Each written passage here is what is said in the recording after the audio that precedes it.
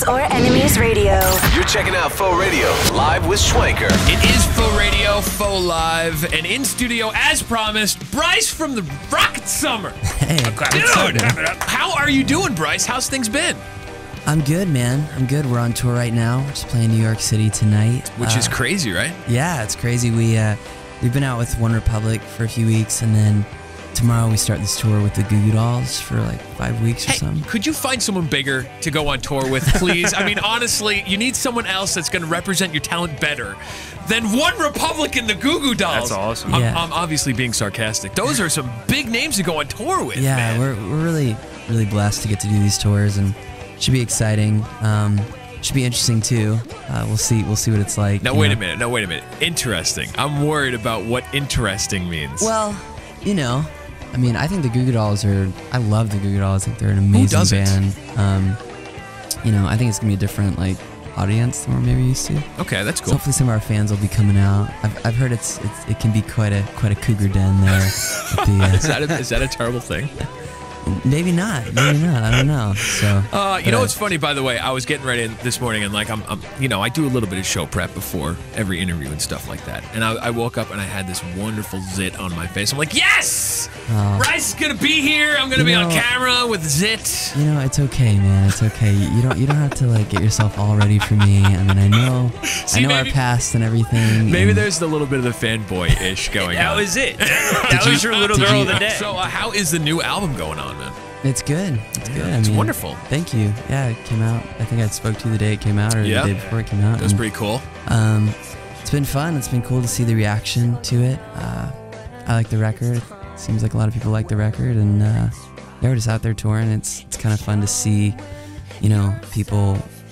It's like when you play these new songs, it's like half the people sing and half of them kind of mouth, watermelon at you. But it's cool though. When the album first came out, was it an immediate reaction where the fans automatically caught on to certain songs, or do you notice that maybe they're gravitating towards certain songs and you're playing the ones that you're really into on the album, and maybe you're just like, oh, come on guys, you need to know this one, come on.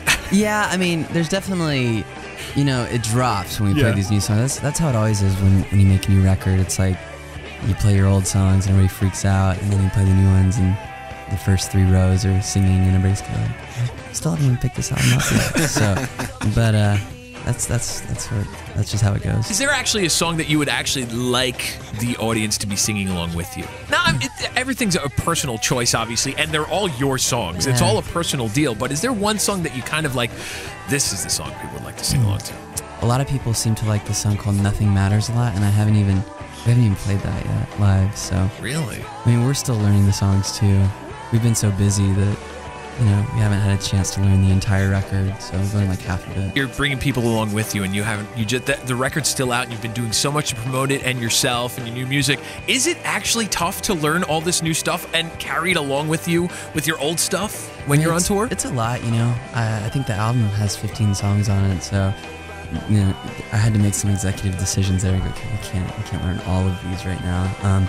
So we picked half of them, and in sound checks, when we get sound checks, we try to start, hammering away at some new ones, and then by summertime we'll know them, and then by the fall we'll know the whole thing. Do you have a lot of those type executive decisions that you have to make towards your music? I've sort of always just kind of had to walk this tightrope of art, and it is business in a way.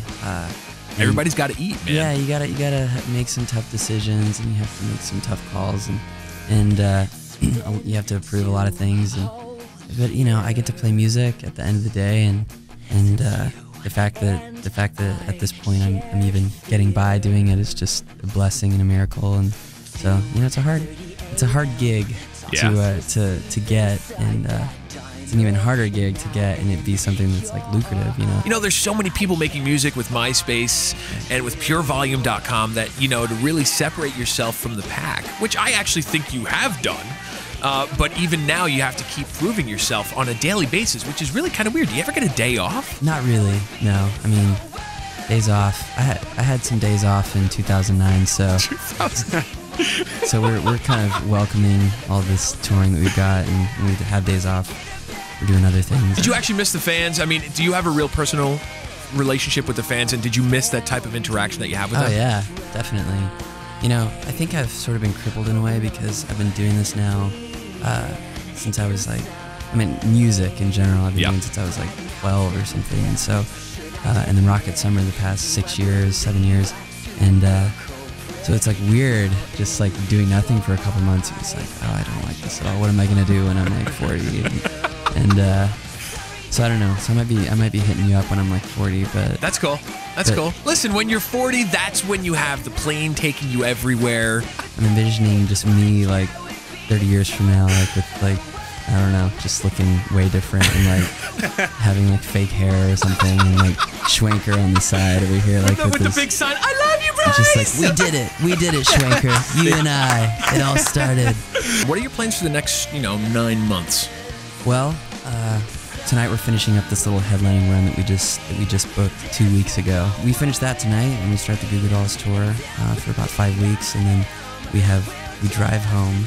We have 1 day off, and then we fly to the UK, and we do a UK headlining tour for like, what is it, 3.5 weeks, and then we come home, and as of now, we have 2 weeks off. Oh, no. And after those 2 weeks, we do the Warped Tour, awesome. the whole thing. So we're excited. We're excited to be doing, we've obviously kind of built this in a way, several different scenes, if you will, and Warped Tour, AP, Land, all that stuff has been obviously really good for us, but we're trying this, stuff like Goo Goo Dolls and One Republic, because I never really saw this as something that was a scene thing or strictly for that kind of demographic or whatever. But that's just kind of where we're embraced, and we're so thankful that even happened. I see the scene, especially lately. There's so many different elements being pulled into the scene every other day. Like everyone thinks that they have it nailed down, and literally 24 hours later, it's completely different.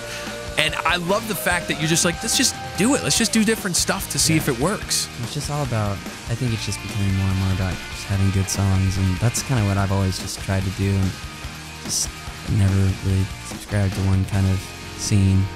And I don't know, because I want to do this for a long time, as we've spoken about. Bryce, thank you so much for giving us a couple minutes of your time. Thanks for having me. For more exclusive Goom Radio video and audio contents, visit goomradio.com.